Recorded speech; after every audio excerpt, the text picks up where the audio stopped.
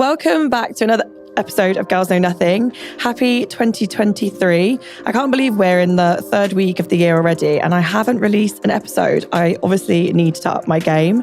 But for the first episode this year, I'm so happy to say that we have Rowe in the studio. I'm sure lots of people know who she is and we don't need any introductions, but feel free to introduce yourself.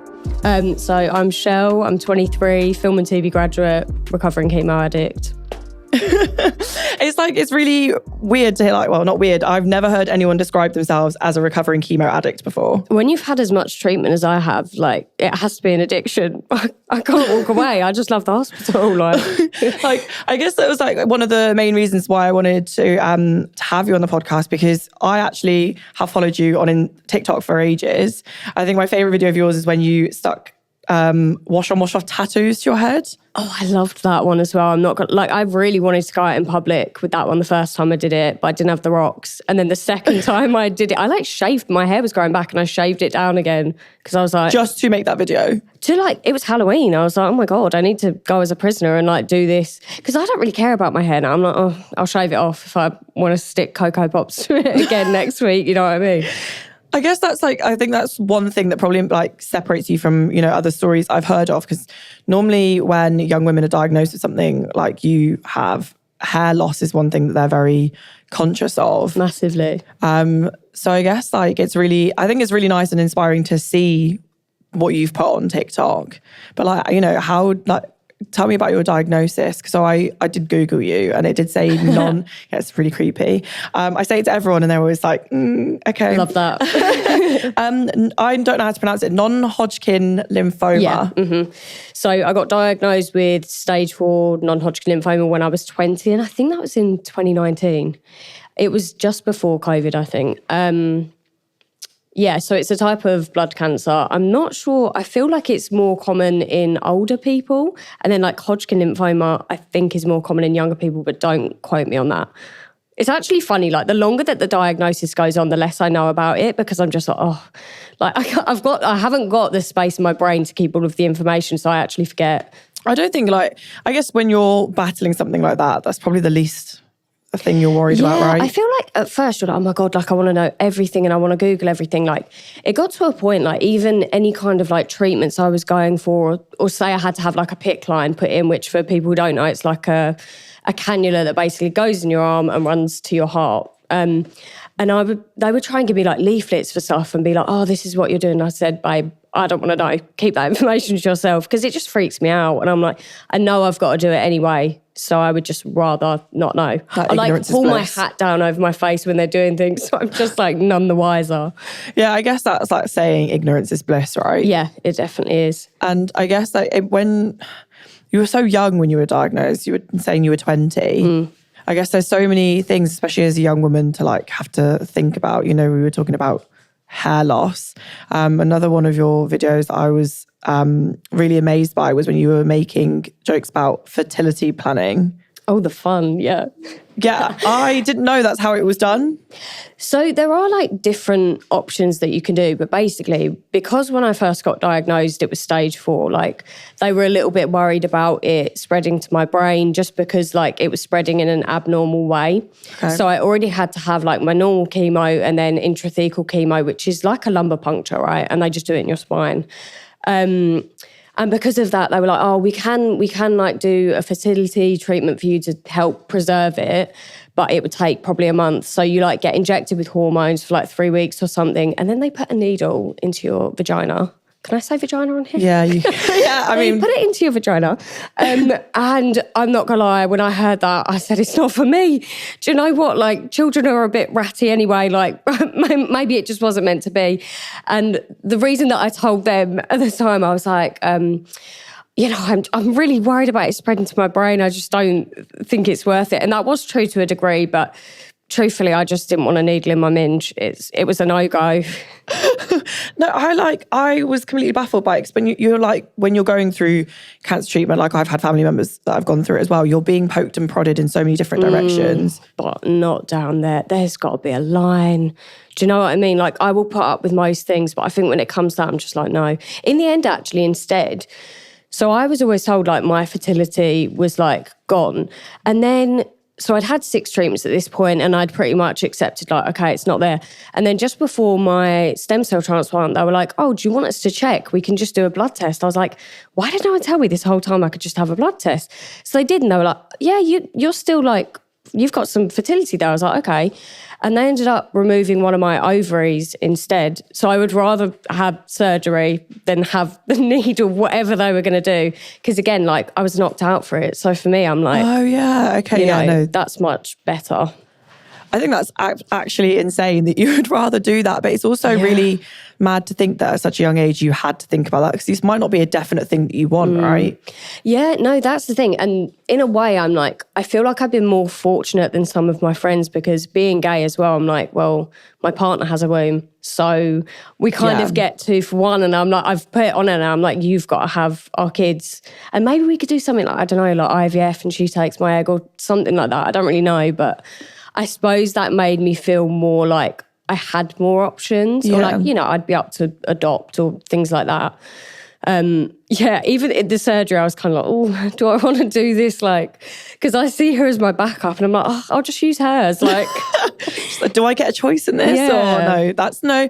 I guess that is the nice side of it. I think a lot of young women, especially if they're in heterosexual relationships, do feel a lot of pressure to. Yeah, like my friends have really, really struggled with it.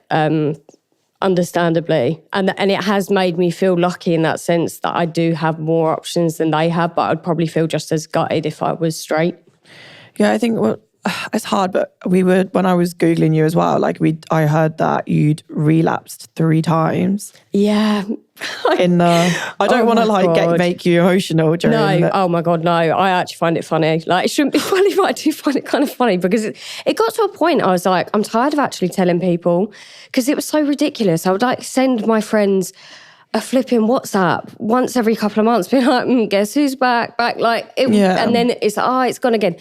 And it was just like, I didn't even know when to like celebrate. I don't even remember a lot of the dates. I have like a notes app in my phone now to actually remember like when I've been diagnosed, when I've been relapsed. Like most people are like, oh my God, it's so ingrained in my memory. I'm like, how could I possibly keep up with all of that? It's just constantly on and off, but hopefully off for good now. Did it ever was it ever easier to get the news every time it happened, or was it just... Yeah, do you know what? It's so funny. It's always been a completely like different reaction. I think the first time I relapsed, it was only a month after I'd gone into remission. So I was kind of like, it's like I never left really. Like it was straight back to the hospital, and like I hadn't got back to my normal life yet. And then I think after I had CAR T-cell therapy, I was in remission for like 8 months, which at the time for me was a record. So that one was really, really hard, because they had told me that was like the last treatment they could do for me. So when I heard it, I was like, oh, fantastic. Like, that's it. And I'd got my normal life back, pretty much. So it was really gutting to be sucked back into it. And I'd feel the same way now, like, I haven't even got my normal life back. Like, my life has got so much better. Like, so many things have changed, and I'm like, I wouldn't want to have to give it all up again. Yeah. I guess like going on from that, we were talking briefly off camera about your TikTok. Well, your what did you call yourself? Fun employed now. Yeah, fun employed. And how you started TikTok. So last time I checked, you were over 700,000, but that might have changed. Yeah, pretty much that. Yeah. Yeah. So like, how come you started TikTok?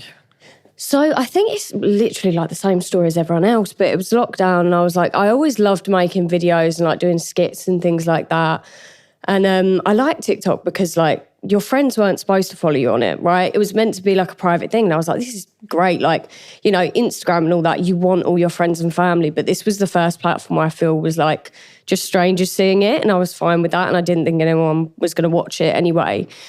And then I wasn't really posting that frequently. And it was when I got my first relapse, so second diagnosis, that I started like posting more and more and like story times from the hospital. Because I was initially like, I like blew up from posting story times of like Karen's at the Macmillan Cancer Centre. And then it's like this year that it went crazy for like all the hair stuff, but I'd been doing stuff for like 2 years.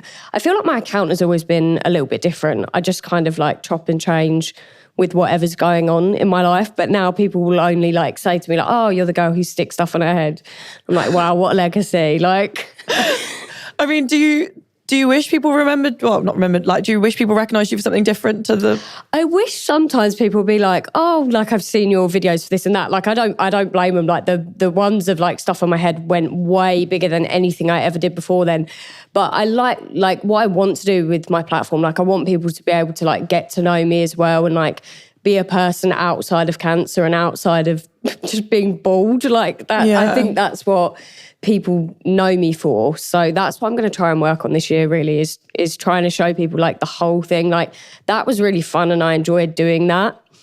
I'm not sure I want it to be my permanent legacy. But, Eventually, I would like to have hair. Yeah. Not Cocoa Pops. That's the thing. Like, when my hair was going back in, people were like disappointed in the comments. I was like, sorry. I kept shaving it down for ages as well because I had like, it grew back in so patchy and I had like a bald patch right here at the front of my head. So I kept on like shaving it and it's finally like coming back in all over. But oh my God, it took its time.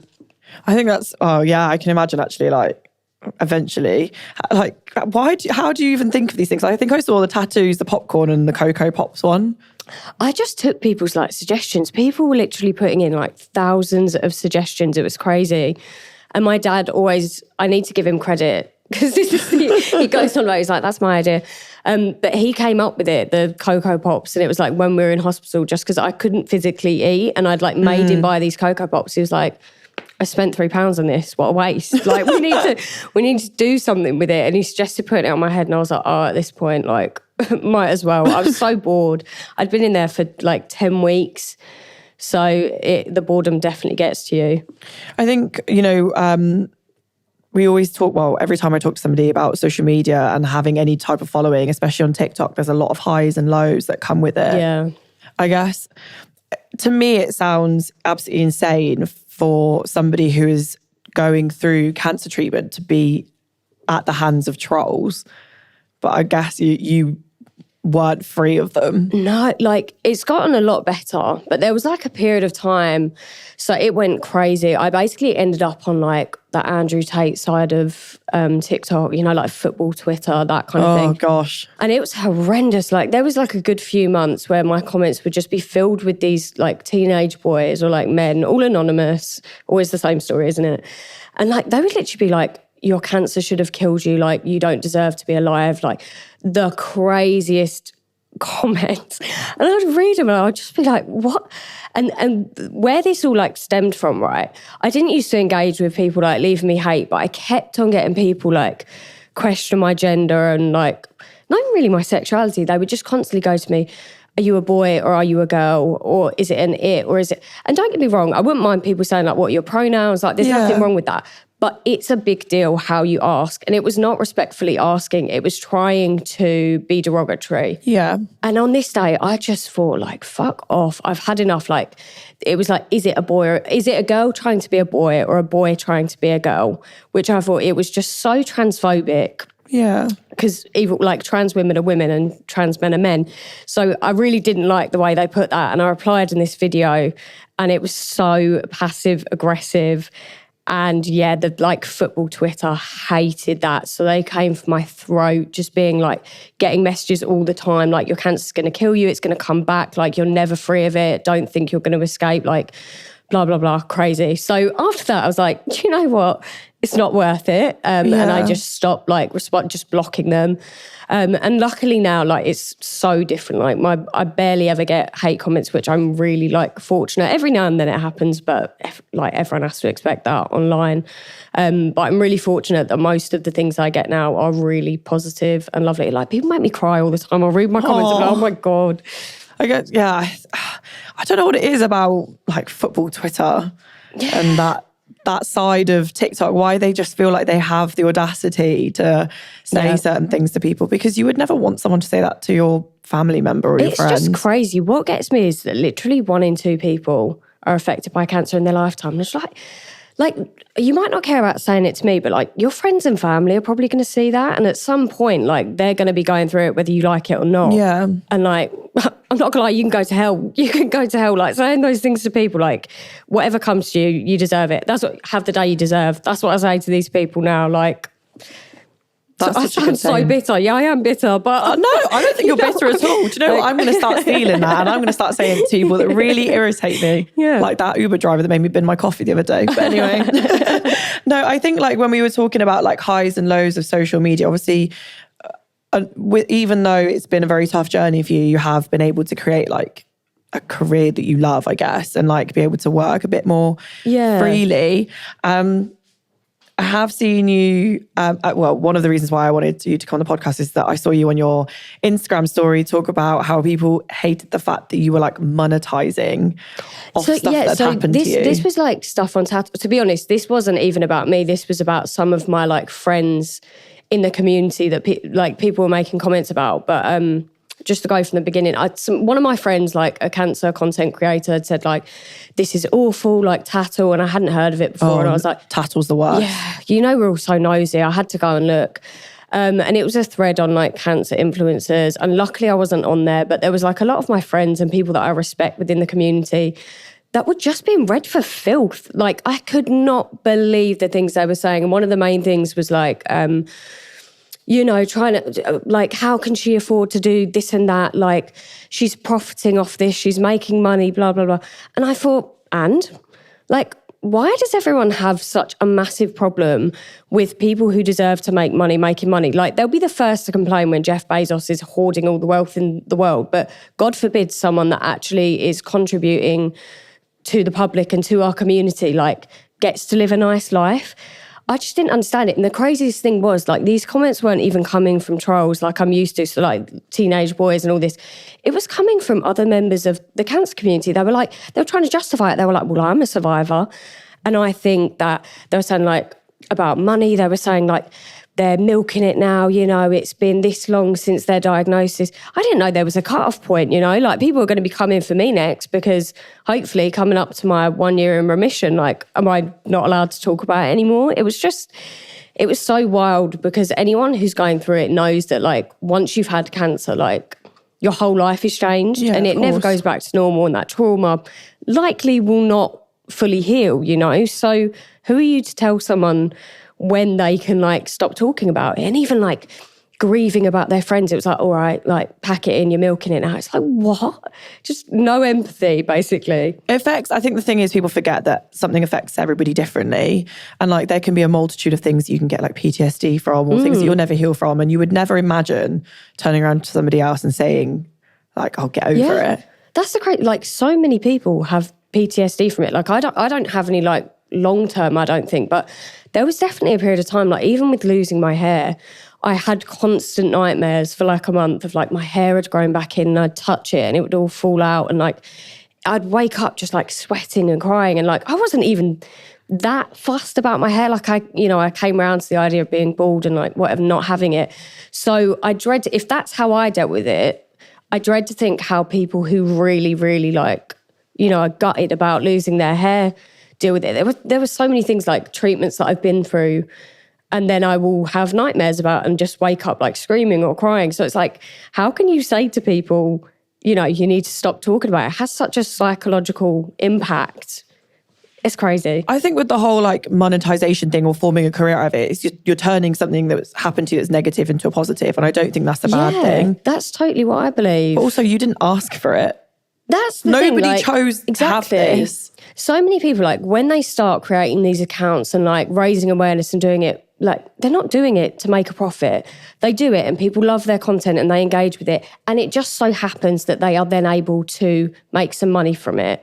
And I think that's fantastic. Like I want to see more people who are doing good things in the world actually get rewarded for it and be able to make a career off of it. I do not understand why it's so like stigmatized. Like, oh, it's so wrong for these people to be making money. Like, I think they're just bitter and jealous, to be honest. That's my opinion. I mean, everybody still has bills to pay, right? Yeah. But it was like when you were talking about being able to do good things, we briefly spoke off camera about how you do some work with Teenage Cancer Trust. Yeah, I try and do like as much as I can. Like whenever they like ask me to do stuff, I'll always do it, because since the start of my treatment, it's been like 3 years, I've always had support from Teenage Cancer Trust and Macmillan.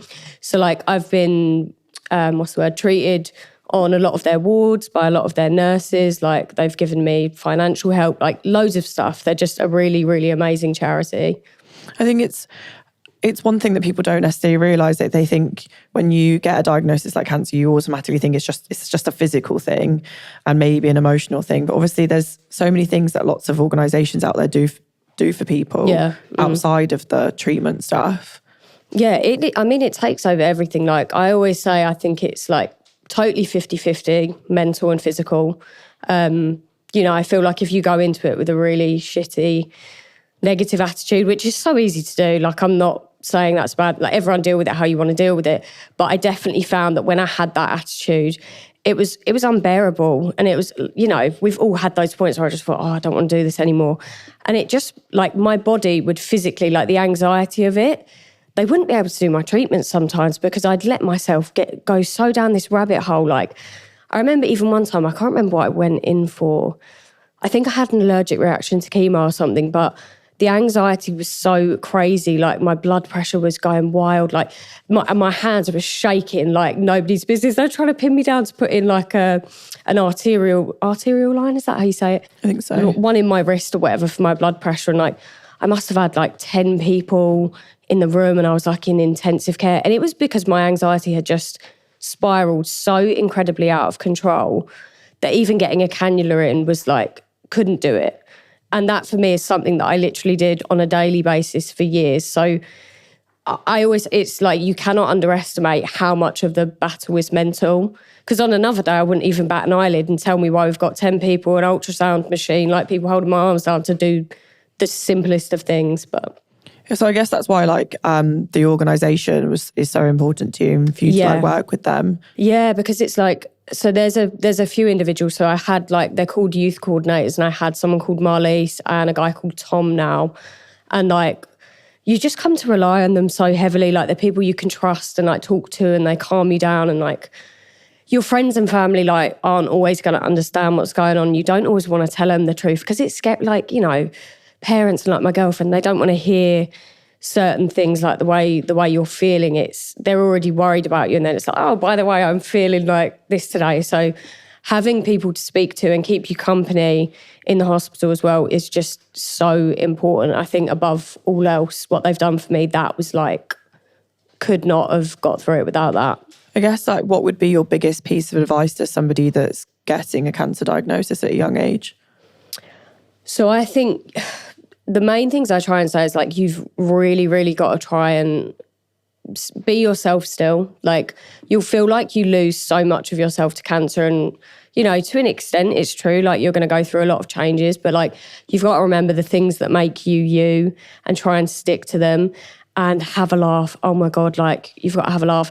Like, I mean, maybe not take it to the Cocoa Pops extreme. Yeah. Like me and my friends, like, I just love it. So like the fourth time that I got diagnosed, and I get like every time it's existential crisis, I'm like, this is it. I'm on my way out now, guys. And like, I remember obviously having a breakdown about it, and I like phoned my friend up. She lived like a minute down the road, and we got there and we just started laughing. We were just absolutely cracking up. And the cheek of this bitch, right? Because I was meant to be going for my stem cell transplant literally the next day. And she knows that more than anything, I hate packing a bag, and I had to pack for like a 10-week hospital stay. I was dreading it. And I get there and she goes, well, at least you ain't got to pack that bag. I thought, I actually cannot believe you. But you need friends like that to have a laugh. And like, I always remember that. And it's so weird that my memory of that relapse is actually more a testament to the strength of that friendship than actually feeling in this place of like absolute despair. Like you need to have those people around you who can joke with you. Like it just makes it bearable. I couldn't believe, like literally off the phone with my doctor 10 minutes later, we're cracking up on the pavement. We look like crackheads. We're sat down on the street and like, well, it was just ridiculous. I guess that's the thing, like, I know like having had family members that have had cancer treatment, you always also feel like you need to tiptoe around them, but I guess that's not what you want. Yeah, oh my God, so many people feel that way. I've made a few like skits on TikTok because one of the things that really gets me, like it makes me laugh, doesn't actually annoy me, but like whenever cancer is mentioned anywhere, and it's mentioned all the time, and you'll notice that when you get diagnosed. Everything. Yeah. Anytime an advert is like on the TV or something on the radio or whatever, everyone in the room just turns to me and is like, and I hate it. I feel like I'm under a microscope. I'm like, what do you want me to do? Like cry? Like, can we just like, I hate it. My girlfriend, like, I don't know if she just does it to wind me up now. She'll like just do a side eye, you know, like dogs when they're eating something they shouldn't be. And she'll be like just checking it in on me. I'm like, mind your business. Back on the TV, please. You couldn't imagine that happening for anything else. No, it's just so awkward.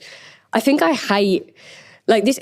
I just hate people like looking at me for how I'm digesting the news of certain things as well. Like I used to really struggle whenever I would get bad news in hospital, like with the doctor, like I would just try and hold it in and then I'd like sneak off to the bathroom and cry because there's nothing I hate more than people like looking at you or touching me, especially. That's a big one for me. Yeah. Like I know people naturally want to like go and be like, oh, there and like stroke your back, and I'd literally like getting scoliosis, like trying to get away from people. No, I like we have talked about like, you know, quite a lot of the low sides of it.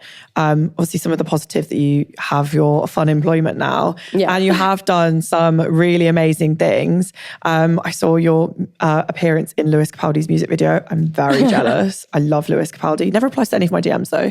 Oh God. But like, how did that happen? Like, I was so gassed about that. So that was at my old management. They did like a lot of music stuff. And funnily enough, actually, you know, Summer, so people listening, Summer is like at HLD as well. She was managing me at the time. So she messaged me and she was like, I was on the train at the time. She was like, do you fancy doing a Lewis Capaldi video? I jumped out of my seat. Like people on the train must have been like, actual weirdo, like keep it to yourself.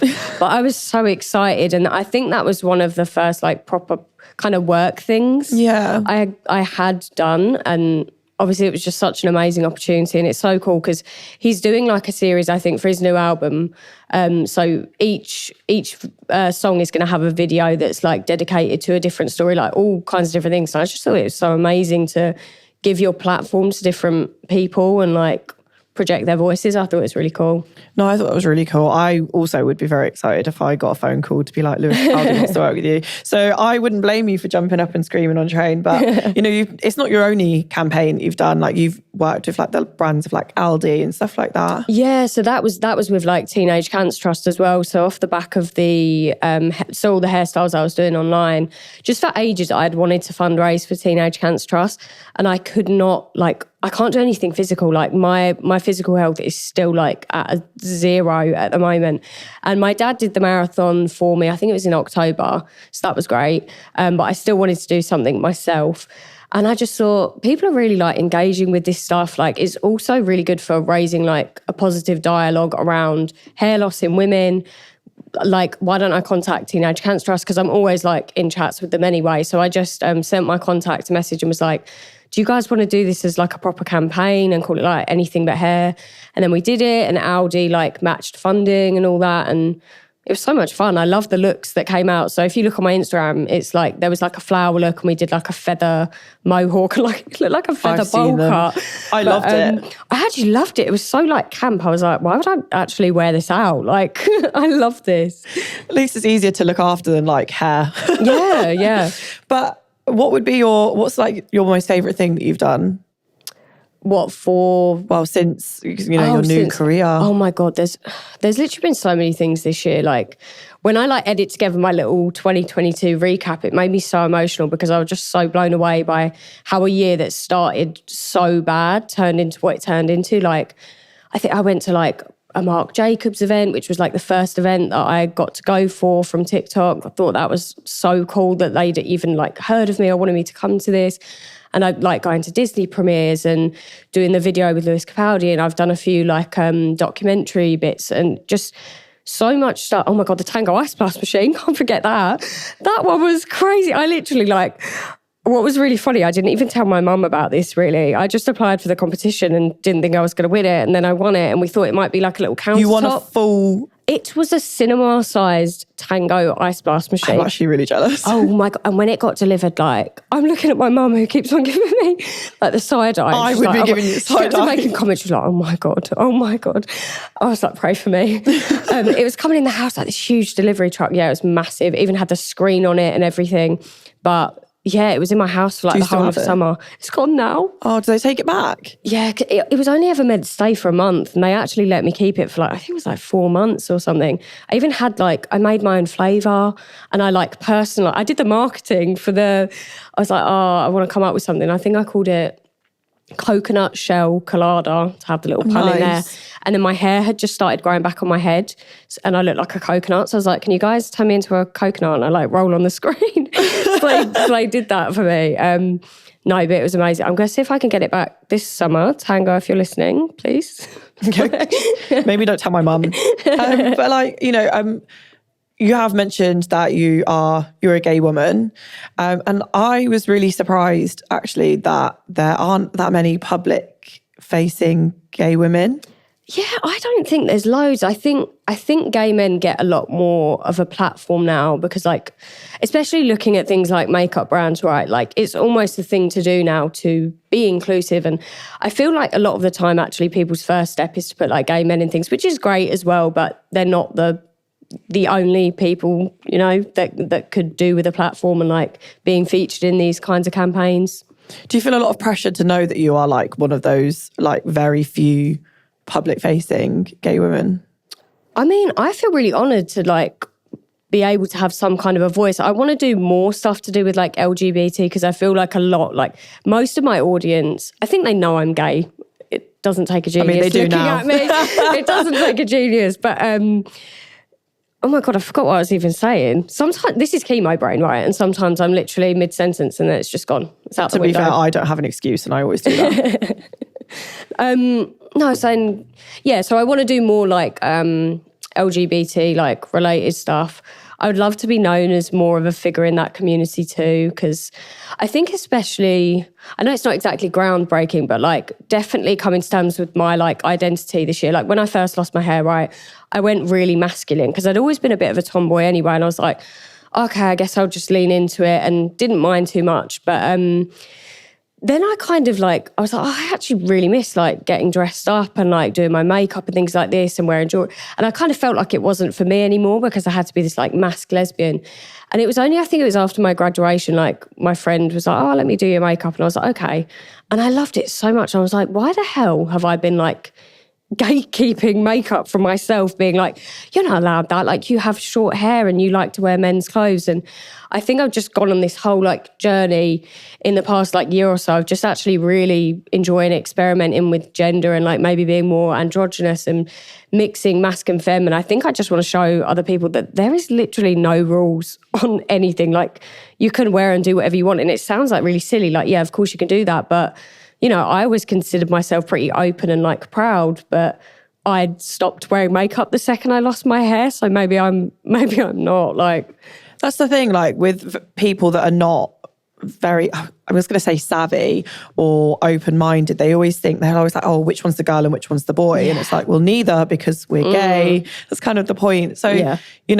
It's weird to hear that, maybe you felt that you also had to fit in to a box. Yeah, I think I often looked at what I thought people expected of me.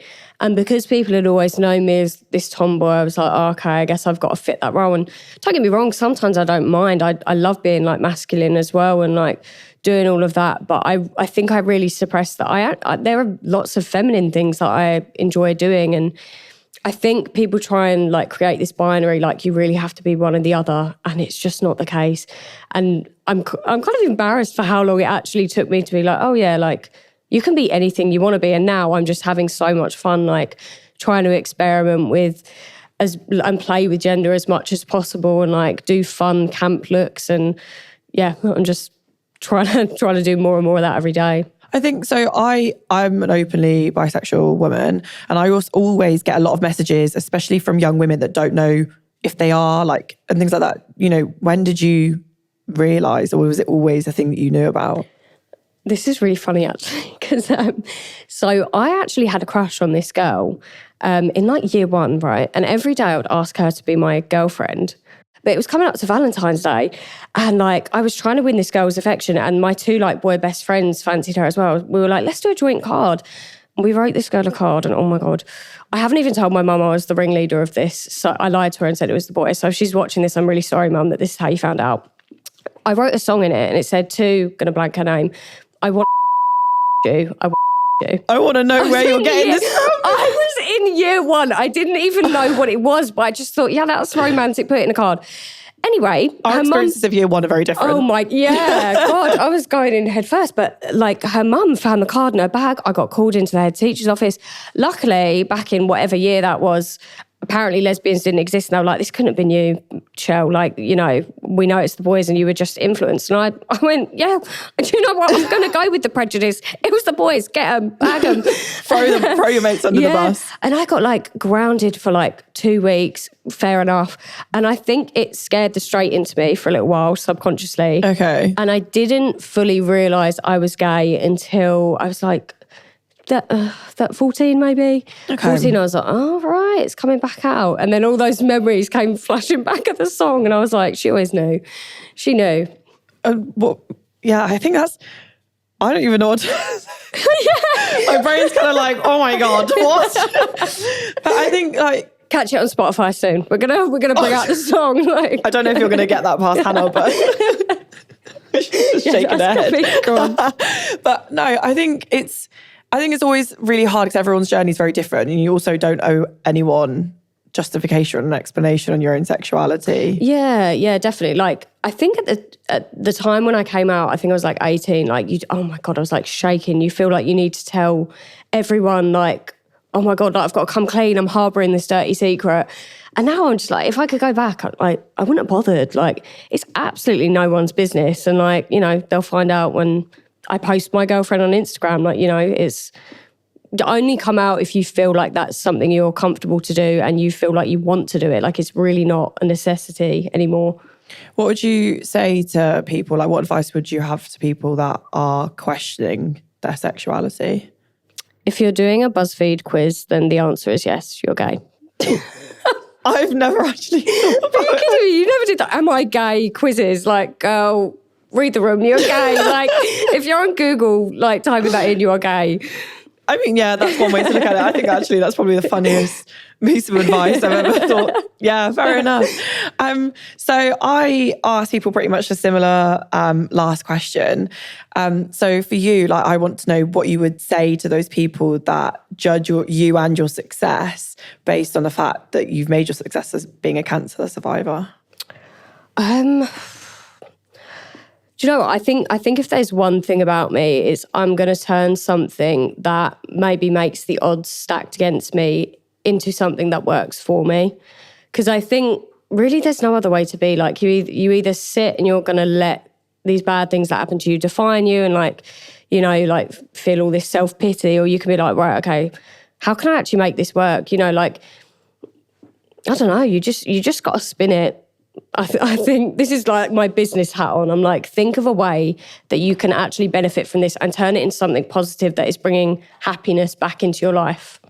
Yeah, that's amazing. I think it's nice to, like, trolls are very clearly unhappy people. So it's nice to know that you're actually happy with what you're doing. But honestly, thank you so much for your time and for being strangely open about your year one experience. Like, I'm going to leave here like thinking about it still. I've been meaning to put a TikTok up about that because I still find it so funny. But I know the girl as well. I ran into her at like a party and I was like, do you remember that? She was like, yeah, I remember that. I would run away very quickly. Okay. It's one of those things that when you're asleep and you're like, you remember that thing you did like years ago, and you're like, oh. Guys, I think I'm a hopeless romantic. Like, tell me if you got that card now. You're like, oh. Part of the restraining order. Blocked. But no, honestly, thank you so much. And I really appreciate the honesty. And, you know, I can't wait to see what you get up to for the rest of the year. It's been real.